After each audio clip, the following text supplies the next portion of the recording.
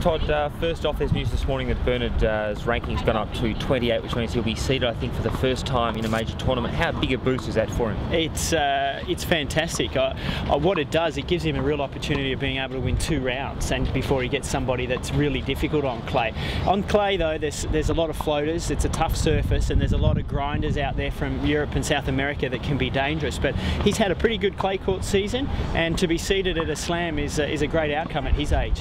Well, it almost, if you play to your form, guarantees your place in the 3rd round, and then you've got to take out a top seed. So it gets you a chance to get deep into the tournament, you know, get rid of the first round nerves, get a feel for the courts, and that's something in Paris that he's going to need. He hasn't performed well there in the past. It's the toughest Grand Slam, I think, for him to do well at.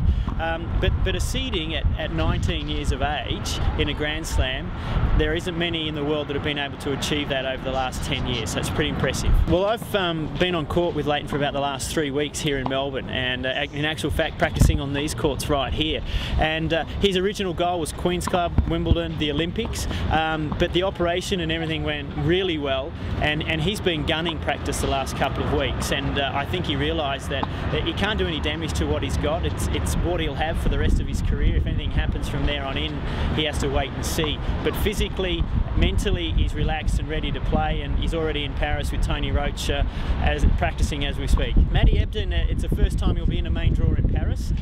It's a big ask for him. It's not his favourite surface, and his form on the clay has been lacklustre. I know he's looking forward to the surface changing to green, because that's where he grew up in Perth on grass, and I think where we'll see some better performances from him. But it's a big fortnight for him, because if he can perform well, it also will guarantee him a place in the Olympic team. I think, having watched quite a few matches of Sam on the TV, I was at Fed Cup when she played fantastic to help Australia get back into the world group. Her form has been a little up and down, but there's been glimpses to show that she can play very well. She's been getting to where she should in tournaments, but no great big results that have followed through. I think the timing might be right to go deep in Paris. I think when you look at the field right now, 2 women are standing out though as being big dangers, and of course that's Serena Williams and Maria Sharapova. They're 2 big names in the sport that are actually hitting their peak form at the right time. So it's going to be tough for Sam to dethrone those 2 if she's going to win a championship.